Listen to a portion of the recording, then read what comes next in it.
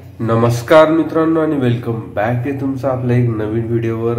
तर आपण एक आज रेग्युलर भाजी बनवणार, जी रेग्युलर आपण बनवत असतो। तर तुम्हाला दिसतंय की इथं आम्ही टमाटे कापून घेतले आणि इथं कांदा कापून घेतलाय। तर आपण आज बनवणार आहे टमाट्याची चटणी। तुम्ही काही ठिकाणी त्याला टमाट्याची सुकी भाजी पण म्हणतात।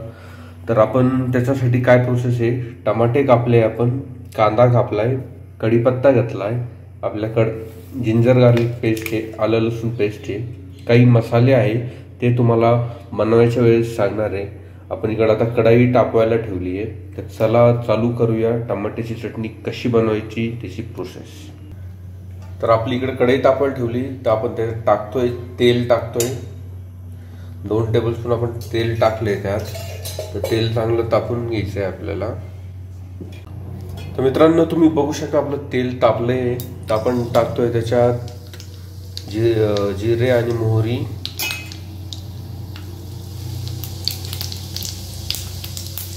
जिरे मोहरी टाकल्यानंतर तुम्ही त्याच्यात टाकायचे कढीपत्ते,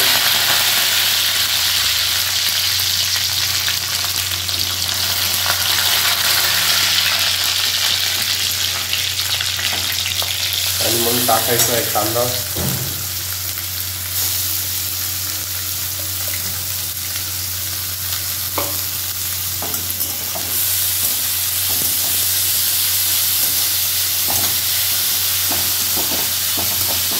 तुम्हाला चांगलं मिक्स करून घ्यायचं आहे कांदा, कढीपत्ते, जिरे मोहरी, आणि कांदा जोपर्यंत ब्राऊन होत नाही तोपर्यंत तुम्हाला तो फ्राय करायचा। तर मित्रांनो आपला कांदा थोडा परतला आहे, तर आपण त्यात टाकणार आहे आलं लसूण पेस्ट टाकणार आहे। आलं लसूण पेस्ट त्यात मिक्स करून घ्यायची चांगल्यापैकी, आणि ती पण चांगली परतून घ्यायची आहे आपल्याला।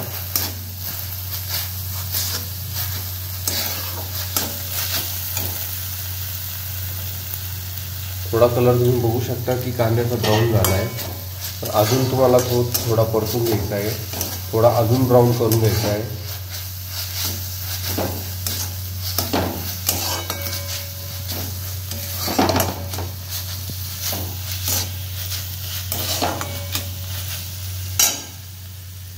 मित्रांनो तुम्ही बघू शकता की आपला कांदा परतला आहे, चांगला ब्राऊन कलर झालाय कांद्याचा। तर आपण त्यात आता मसाले ऍड करणार आहे।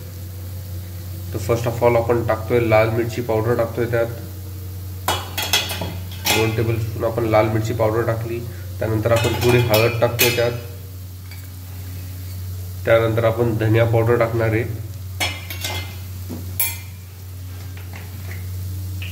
आणि मग त्यानंतर आपण टाकणार आहे तिसरा मसाला आहे तो आपला कोथिंबीरी मसाला।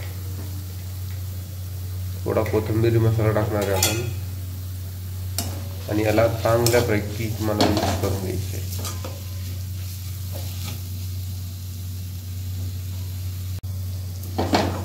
मिक्स करून घेताना तुम्हाला थोडंसं पाणी ऍड करायचे, खूप नाही, थोडंसं, जेणे की मसाला चांगला परतन आणि खाली जळणार नाही तो मसाला। थोडंसं आपण पाणी ऍड केलंय त्यात, आणि याला कमी फ्लेमवर परतून घ्यायचं आहे मसाल्याला। 2 ते 3 मिनिटं चांगलं परतून घ्यायचं आहे तुम्हाला मसाला। तर मित्रांनो तुम्ही बघू शकता आपला मसाला चांगल्या प्रकारे परतला आहे, मसाल्याला वरून तेल सुटलंय। ओके, तर तुम्ही पण असं मसाल्याला जोपर्यंत तेल सुटत नाही तोपर्यंत चांगल्या प्रकारे परतवायचा। 5-1 मिनिटात तेल चांगलं सुटून जातं मसाल्याला। तर 5-1 मिनिटं परतवल्याने असं तुमचा मसाला चांगला परतून निघन। तर आपण आता याच्यात टमॅटो ऍड करणार आहे, जे आपण टमॅटोचे पीस केले होते ते तुम्हाला ऍड करायचे त्या मसाल्यात।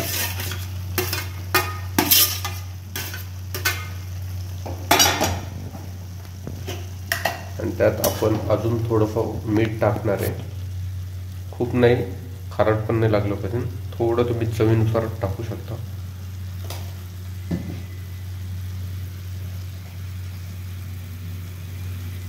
आणि याच्यात थोडासा आपण गूळ घेणार आहे, तुम्ही हे बघू शकता हा आपला गूळ आहे। तर आपण चव येण्यासाठी थोडासा गूळ ऍड करतोय, जेणे की आपल्या भाजीला थोडीशी अशी गोड एक चव येते। आणि याला आपल्याला मिक्स करून घ्यायचं आहे प्रॉपरली।